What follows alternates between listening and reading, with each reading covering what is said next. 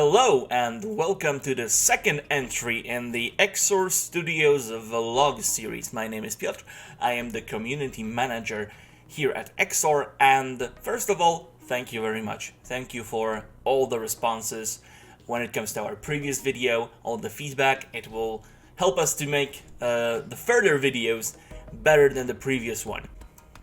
So, this time we would like to talk about the development of the AI system for the Riftbreaker. The Riftbreaker is a very intense game. It's action-packed, and you are never truly safe when you explore the world of Galatea 37. So even when you are hiding behind the walls of your base, you are never truly safe because there are hordes of alien creatures just trying to get you. Now, spawning thousands of enemies is not a problem for us, but doing it convincingly is a bit of an issue. That's why we spent quite a lot of time developing our Puppet Master system, our thing that keeps everything in place and makes the world come alive and become believable, because that's what it's about. So even if our goal was to have thousands of enemies attack us at the same time, the road began with just a couple of them. Let's take a look at it. So here on this example, the cubes represent the enemies. Everything is wrong here. The scale, you see the walls, they're so much bigger than Mr. Riggs or its first prototype is.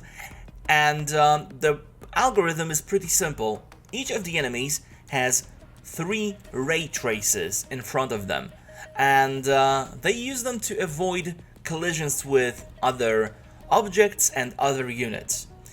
The cubes are trying to locate and reach the player, and here we were trying to use our old creature collision detection system from back in the old days from Zombie Driver, and it was outdated. It was not good enough.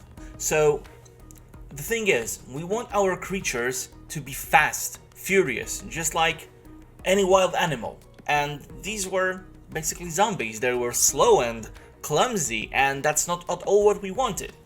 So we removed all the ray traces and started using separation and cohesion forces. Let's take a look at another example. Here you can see that there are more obstacles, more enemies, and whenever there is a narrowing in their path, they funnel in order to all make their way through the obstacles. And whenever there is more room, they spread out again. That gives us a nicer movement, and that was the first step in what we achieved later. Any game would get pretty boring if there was only one kind of enemy to worry about. And here all the cubes behave just the same way, and it's not good enough. Even in Pac-Man, all the different ghosts had different behaviors, and there is an article I'll link up here. You can read it, it's really good and very interesting. The world of the Riftbreaker is home to various species, and if our system works with one type of creature, it definitely should work with other kinds of creatures as well. We needed to see how everything that we built so far, the math, the physics, the algorithms, how it's going to work with creatures of varying shapes and sizes. Are they going to stick to each other? Are they going to avoid each other? Well, there is only one way to see that. So we introduced different sizes of cubes, different speeds of cubes, and put them to the test. Here in this example, you can see 3 different kinds of cubes.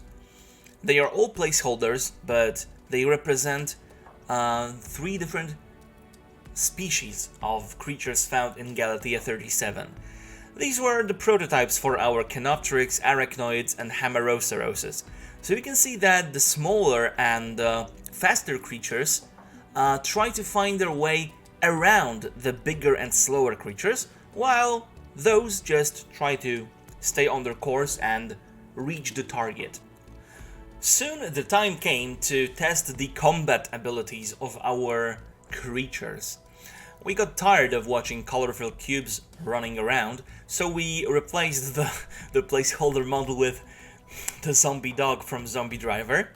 And here in this clip you can see the dog's trying to attack the player. However, there are defensive towers in the way now. The attacks carried out by the monsters and towers are symbolized by the green and red cubes, respectively. This is not only the test for pathfinding, but also for attack priorities. We can order the enemies to attack the player, or the energy structures, or the defensive structures.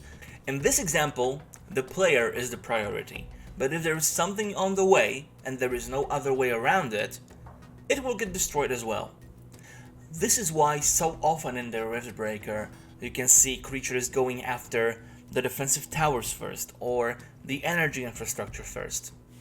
Each creature has a set of their preferred targets, and if they cannot find an easy path to one, they are just going to chew one out. Everything we showed you up until this point was quite small in scale, and small is not the EXOR way. The EXOR way is Starship Troopers feel. Massive hordes, you don't know where to go, and the only choice is to fight. In order to test how our system worked with creatures of various types, we built a custom map. We put a lot of terrain obstacles in it and spawned different creatures, or different kinds of creatures, in their own spots. Here, the red cubes represent flow fields that push the creatures away. It's a very quick way to solve collision problems. All the creatures have the common goal: destroy the human base. The groups meet each other along the way, and even though they are limited by all the cliffs and pits, they manage to blend together and not block each other's way to the objective. That meant we were on the right track. Even when the creatures are grouped up and they reach a severe bottleneck, here in this case the wall, they still try to wiggle around and find any sort of way to get to the objective. So they don't just stop, they still behave as they should. Now we wanted to reach the fancy level of StarCraft-like movement where everything is smooth, there are no delays, and we tried many things. We looked for solutions basically everywhere. Until one day, one of our programmers, and this is a true story, this is basically how it happened. One day, Blade, one of our programmers, he was playing with his son. They had a little bucket which they filled with small balls, and every time they shook the bucket, all the balls filled the empty spaces within that bucket. That inspired Blade to look into gravity. By combining the unique properties of force of gravity and a really simple soft body simulation, we finally achieved something that was similar to our goal. With proper animations and models added, it suddenly started looking like a real game. As we mentioned earlier, it's important for us to make the creatures behave believably. The last thing we would want is to see a bunch of rabid space dogs standing just doing nothing and looking at each other and the player because they cannot reach their target. That's not good enough.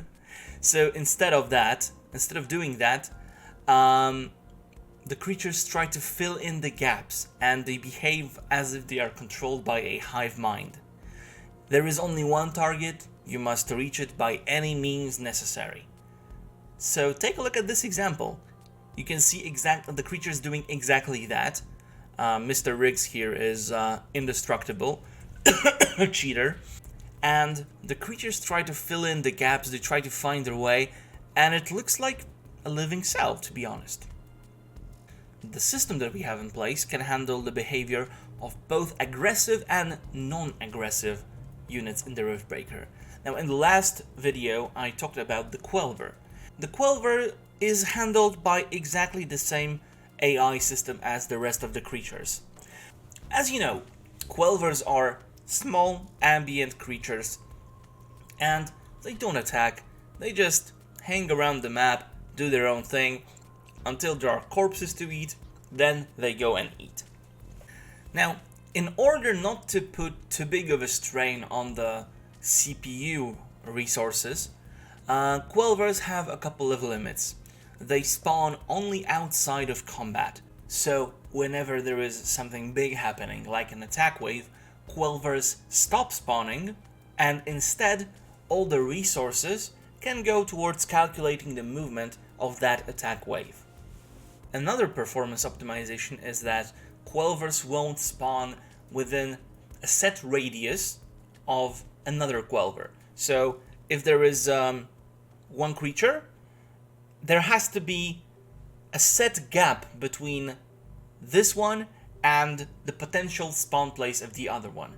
So for example, if you have one Quelver, you need to have a circle of at least 8 meters, let's say, in radius for the game to spawn another one. So this way we avoid bug geysers, although we could make some.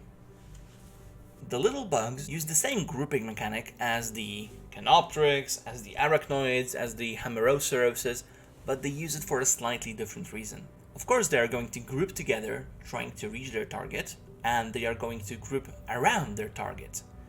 However, the target is slightly different. It's the corpses. Yeah, of course, it's the corpses. So Quelvers are an important element in the Galatian food chain, and they eat everything that's left of creatures once they are no more. There is a certain threshold of the aggressive creature count.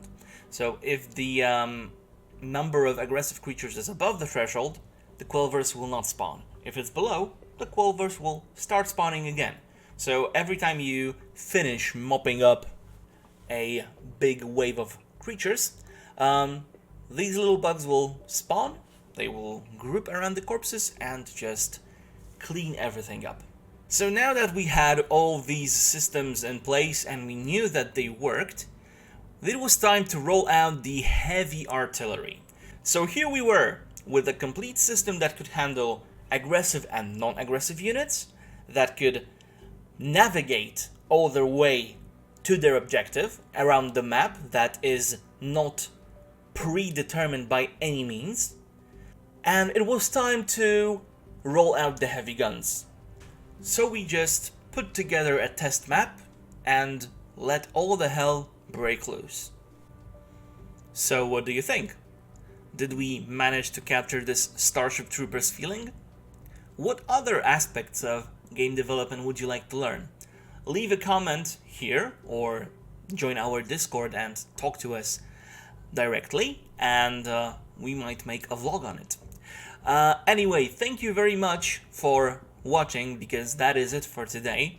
Make sure to leave a comment, like, and subscribe, and stay tuned for more Riftbreaker vlogs in the coming weeks.